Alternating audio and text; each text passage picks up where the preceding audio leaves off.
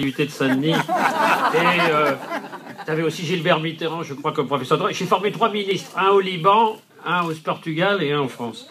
Et je crois que, eh bien, je t'ai suivi dans ta carrière professionnelle quand tu étais au Conseil général. Je me souviens que nous étions venus avec Roland Castro au Bac d'Anières, qui nous avait dit « je vais en faire la place Dauphine ».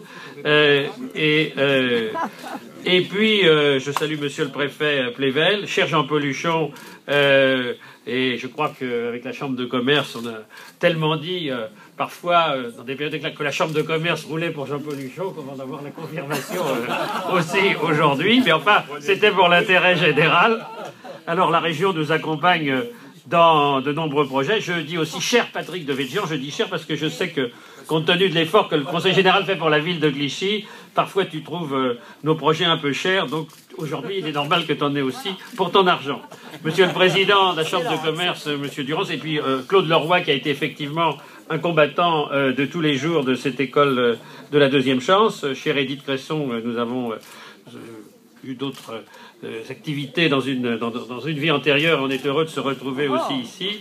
Monsieur le Président de la Fondation d'École de la Deuxième Chance, je vous accueille en tant que maire, mais la ville a effectivement mis ses locaux, les locaux qu'elle avait préemptés à la disposition de l'École de la Deuxième Chance, mais je le fais aussi au nom de toutes les communes, d'abord de la Boucle Nord, qui en remercie. Et je dois dire qu'à l'époque, le président du Conseil général était Nicolas Sarkozy, et il y avait une telle compétition entre les communes de l'autre côté de la Seine que c'est lui qui a dit pour vous mettre d'accord, on va la faire à Clichy. Donc il faut rendre à César ce qui a été fait à César. Mais enfin, nous avons bien travaillé avec Gennevilliers, Agnières, Colombes, Bois-Colombes, le Valois-Perret aussi, parce que il n'est peut-être pas là, mais je le dis à Patrick Matin, notre ami Cavallini a été aussi avec nous quand il a fallu taper sur la table pour faire avancer les choses au moment où les choses n'avançaient pas. Donc on a fait bloc tous ensemble de façon consensuelle, et c'est important.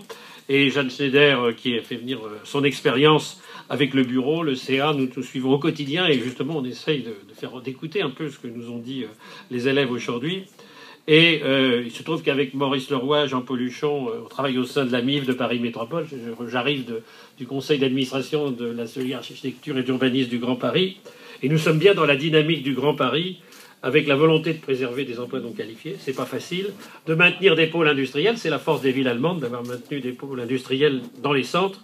Mais les demandes des entreprises, qu'elles soient industrielles ou tertiaires, sont des demandes qualifiées. Donc, il faut mettre les jeunes demandant l'emploi au niveau de ces embauches. On ne peut pas embaucher tout le monde dans nos mairies. Il y a un moment où on a fait le plein dans les emplois non qualifiés, même dans les mairies, on a besoin d'emplois qualifiés.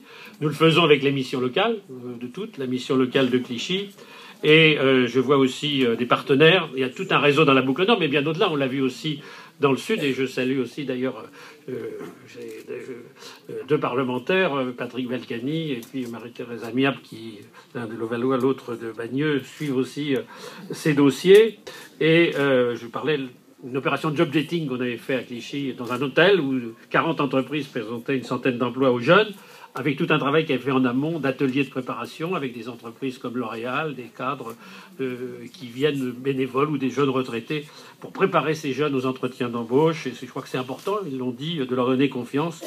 Donc, Monsieur le Préfet, alors j'avais dit à mon cabinet pour le discours, dites-moi ce qu'on n'a pas eu pour qu'on puisse le demander au ministre. On gratte un peu, mais là ils m'ont dit on a tout eu ce qu'on avait demandé puisqu'il y a eu une rallonge de ton cabinet concernant les projets du CUX, de ceux qui n'étaient pas retenus au départ. Donc j'ai plus rien à demander. Rassure-toi, je ne ferai pas la manche. Au Conseil général j'ai toujours, mais pas au ministre. Et effectivement, je crois que par contre, l'émission locale c'est très bien. On me dit que parfois on fait appel à des boîtes extérieures. Je pense que les locales sont des fois peut-être un peu moins coûteuses et peuvent faire plus que certaines boîtes pour certains. Mais il y a aussi tout ce travail qui se fait, que nous faisons sur les chantiers d'insertion, sur les clauses d'insertion de l'ANRU, qui sont importantes aussi à Clichy, mais je crois que c'est le cas dans d'autres communes. Vous l'avez vu tout à l'heure, on vit dans une relation de confiance avec les jeunes, que c'est impliqué dans des actions de solidarité. Solidarité dans les quartiers, mais aussi solidarité internationale. Et il y a 15 jours, nous avons fait un concert bénévole avec 1000 personnes, d'un Clichois, Tiken Jaffa Koli, pour les écoles en Afrique. Et aussi, on est implanqué dans une action de coopération. Et récemment, il y avait un futur énarque de Palestine qui était en stage chez nous et qui expliquait aux jeunes que la meilleure façon d'aider la Palestine, c'était de respecter leur quartier, de faire des choses